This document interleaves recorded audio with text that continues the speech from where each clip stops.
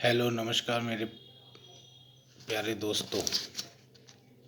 आज हम सभी बीपीएससी द्वारा लिए गए टीआरई एग्ज़ाम के बारे में बात करेंगे। जैसा कि आप सभी को पता है कि बिहार में 1,70,000 के समथिंग कुछ वैकेंसी निकली थी, जिसमें कि 1 से 5 तक, 9 से 10 तक, कक्षा 9 से 10 तक और कक्षा 11 से 12 तक के अध्यापकों की नियुक्ति हेतु ये विज्ञापन निकाला गया था।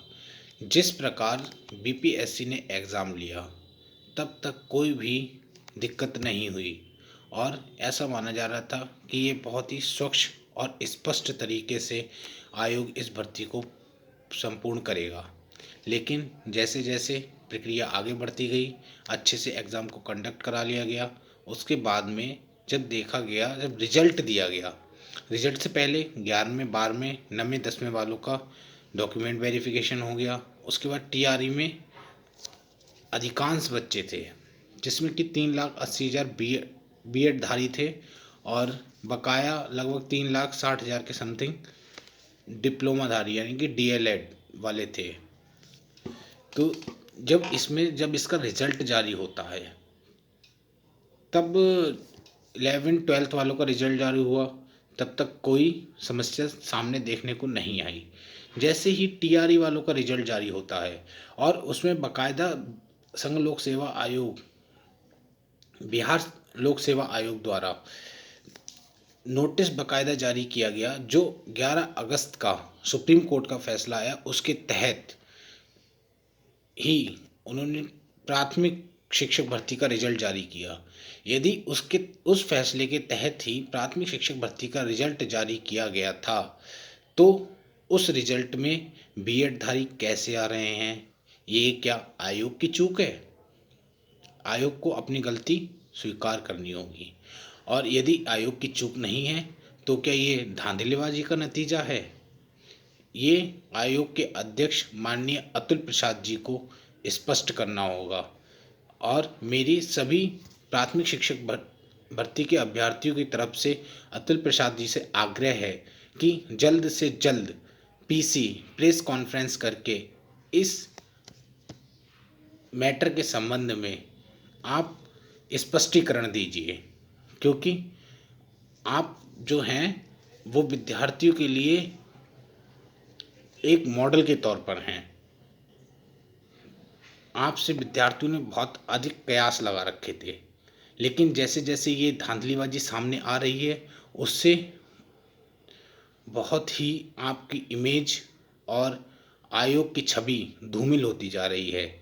जैसा कि बिहार के एक लोकल चैनल के द्वारा दिखाया गया और वहाँ के एक वरिष्ठ पत्रकार हैं, माननीय, उनका नाम है रजनीश कुमार जी। उन्होंने भी कल इस मुद्दे को, जैसे जैसे उनके पास शिकायतें बढ़ती गई, पहले तो उन्होंने कहा कि ये स्पष्ट है, स्पष्टीकरण के द्वारा उन्होंने कहा नहीं, निष्पक्ष तौर पर रिजल्ट आया है। जैसे जैसे धांधली की शिकायतें बढ़ती गई और विद्यार्थियों ने उन्हें प्रूफ सहित शिकायत करी, तब उन्होंने भी इस मुद्दे को उठाया है। जैसे कि एक मामला देखने को मिला है कि 9 to 10th में एक विद्यार्थी हैं चितरंजन, उनका, वो उत्तर प्रदेश के निवासी हैं, बल्कि जब आयोग ने जब मांगा था तो उसमें एसटेट प्रमाण पत्र होना जरूरी था, यानी कि बिहार का निवासी वहाँ का होना जरूरी था, लेकिन वो बिहार के निवासी नहीं थे। फिर भी उनका 9 to 10th में रिजल्ट आ गया है और उन्होंने बाकायदा ज्वाइन भी कर लिया है पूर्वी चंपारण में। बच्चों ने जब उसकी खोजबीन करके उनको जब ये सबूत प्रोवाइड कराए, तब उन्होंने भी माना कि हाँ, आयोग ने कुछ ना कुछ चूक हुई है। या तो ये आयोग की चूक है या क्या धांधलीबाजी करने वाला गिरोह सक्रिय हुआ है इसमें।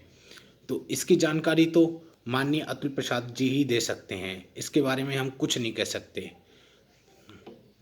अब देखते हैं आगे क्या होगा। लेकिन मेरा सभी शिक्षक और जो शिक्षक बनने वाले अभ्यर्थी हैं, उन सभी से विनम्र निवेदन है कि इस पर तो प्रक्रिया तेज हो ही रही है और आप भी इन मांगों को उठाएं। साथ ही साथ आने वाली आगामी परीक्षाओं हेतु आप अपनी तैयारी को शिथिल ना करें। हम समझते हैं कि एक विद्यार्थी जो तैयारी करता है और जब वो किन्हीं कारणवश उनकी सीट पर कोई धांधलेबाज उनकी सीट को छीन लेता है और वो किसी कारण वंचित हो जाते हैं, तो उनके दुख को बस वही जान सकते हैं और कोई नहीं समझ सकता है। बहुत सारे लोग ऐसे देखने को मिले जिन्होंने इसके लिए लड़ाई कर लड़ी, बहुत ज़्यादा मान लो प्रयत्न किए, तब जाके बिहार में ये वैकेंसी आई और उनका फाइनल सिलेक्शन नहीं हुआ, क्योंकि कुछ धांधलेबाजों ने उनकी सीट मार ली। मैं बीपीएससी और शिक्षा आयोग से निवेदन करना चाहूँगा कि आपने सारे कार्य ठीक किए हैं, लेकिन एक बार आप जितने भी कैंडिडेट सेलेक्ट हुए हैं उन सभी का वेरिफिकेशन करिए दोबारा से और सटीकता से, जिससे कि कोई भी गलती ना हो और बची जो भी रिक्तियां बचें उन पर जो भी छात्र आगे हैं, यानी कि आप मेरिट को थोड़ा शिथिल कीजिए और ज़्यादा से ज़्यादा कैंडिडेट को भरने की कोशिश करिए। और प्राथमिक में मेरा आपसे रिक्वेस्ट है कि आप 100% सीटों को भरने की कोशिश करें। आयोग से यही विनम्र निवेदन है, माननीय अतुल प्रसाद जी से यही हमारी सभी अभ्यर्थियों की यही गुजारिश है कि आप जल्द से जल्द एक पीसी प्रेस कॉन्फ्रेंस करके इस मामले में स्पष्टीकरण देने का कष्ट करें। और मेरे सभी भाइयों से मेरा निवेदन है, जो भी इस क्रांति के साथ जुड़े हैं वो चैनल को लाइक एंड सब्सक्राइब कर लें, जिससे कि आने वाली आगामी सूचनाओं से आपको अवगत कराया जा सके। धन्यवाद।